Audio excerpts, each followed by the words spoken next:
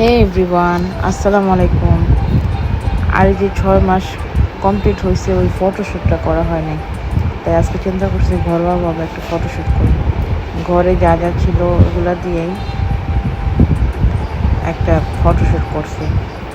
মাশাআল্লাহ বলতে ভুলবেন না কেউ।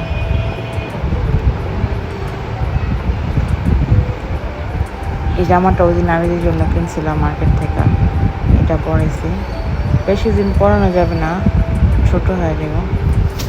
যাই হোক, সন্ধ্যার পরে আমরা আরিজের জন্য শীতের জামা কিনতে গেছিলাম কিছু। এই জামাগুলো ওর সাইজের থেকে বড় সাইজ নিয়েছি, কারণ এখন ছোট ছোট বাচ্চা তো খুব দ্রুত বড় হয়ে যেতেছে মাশাআল্লাহ।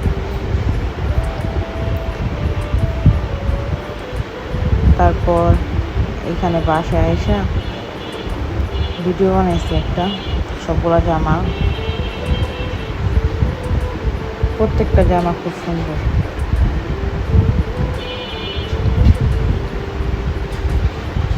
জামাগুলো বাসায় আই না আমি ভালো করে ধুয়ে তারপরে শুকায় আয়রন করে ভাঁজ করে রেখে দিয়েছি। তারপর এখানে ছোট একটা মশলার বাটি আনছি, খুবই কিউট লাগছে আমার কাছে। এই একটাই কালার ছিল, আর কোনো কালার ছিল না। মশলা তো রাখুন না, আমি নিজেও জানি না এখানে কী রাখুন, কিন্তু আমার ভালো লাগছে, আমি নিয়েছি। তারপর আমরা চটপটি খেয়েছিলাম। দেখতে যতটা ইয়ামি মনে হইতেছে, আসলে চটপটিটা অত মজা ছিল না। বার্গারটা মজা ছিল, তবে লাচ্ছি খেয়েছিলাম একটা। তারপরে অনেক গরম লাগতেছিল, লেবু শরবত খেলাম একটা। এই লেবু শরবতটা অনেক মজা। এটা জিঞ্জিরায় ফ্যামিলি শপিং মলের ওইখানে। আগেও খাইছি এই শরবতটা কয়েকবার।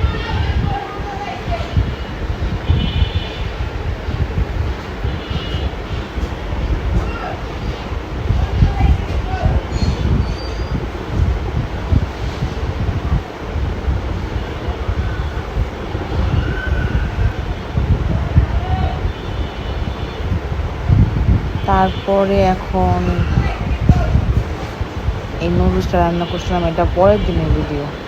নুডলসটা দেখতে অনেক মজা, খাইতেও মজা হয়েছিল। তারপর পরের দিন আমরা গেছিলাম একটু কালীগঞ্জের ওইখানে, জোড়াগুড়িদের ওইখানে অনেক খাবারের ছোটো ছোটো ফুটকার, তো এই যেগুলো নিয়েছিলাম। আসলে ফ্রেঞ্চ ফ্রাইটা মজা ছিল না।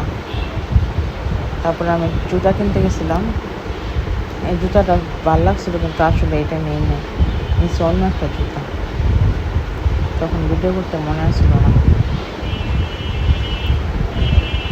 যাই হোক, তারপরে আর একটু ঘোরাঘুরি করে এই মিষ্টির দোকানে গেছিলাম।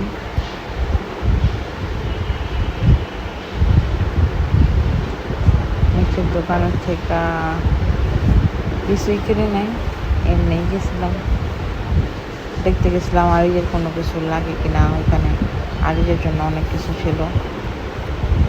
তারপরে